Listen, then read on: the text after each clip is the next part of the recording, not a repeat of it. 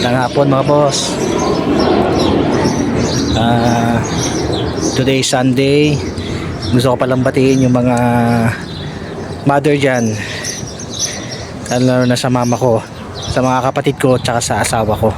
Happy Mother's Day sa inyong lahat. Deserve nyo mag-celebrate ngayong araw na to. Papasok na naman tayo mga boss. Kahapon day off natin, o day off ko, at ngayon ang first day ng pasok. So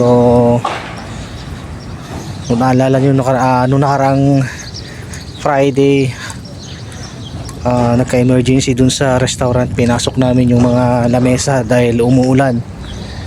Sakto naka-open na yung namin, yung restaurant nung time na yun, mga 7 PM na ata. So ang hirap ng sitwasyon namin yung time na yun kasi kailangan namin ilipat yung ibang mga lamesa sa loob dahil hindi namin ma-accommodate lahat sa loob dahil ang lamesa nasa labas. So ngayon ilalabas natin ngayon. I'm sure ilalabas yun kasi dahil mainit. Ito yung mga kalat na naiwan namin nung nakaraan. May baso pang natira. Ayan, dumi.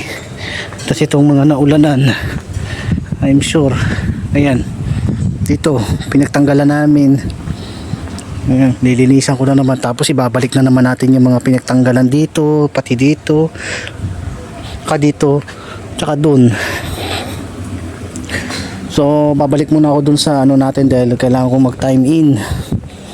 Wala pa naman, maalikabok pa nga. May natira pang mga tasa dun.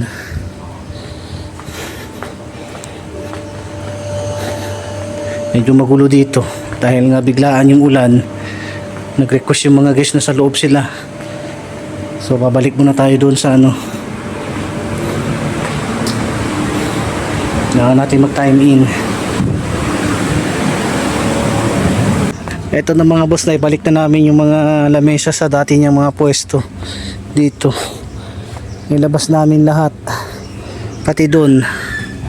Ayan, nalagyan ko na rin ng mga table mat isa-isa. So ngayon naman ang gagawin ko, maglalagay naman ako ng mga baso tsaka yung wine glass. Tapos yung partner ko na yung maglalagay sa mga caltery. Siya ang nagsiset niyan. Ngayon, update ko kayo mamaya.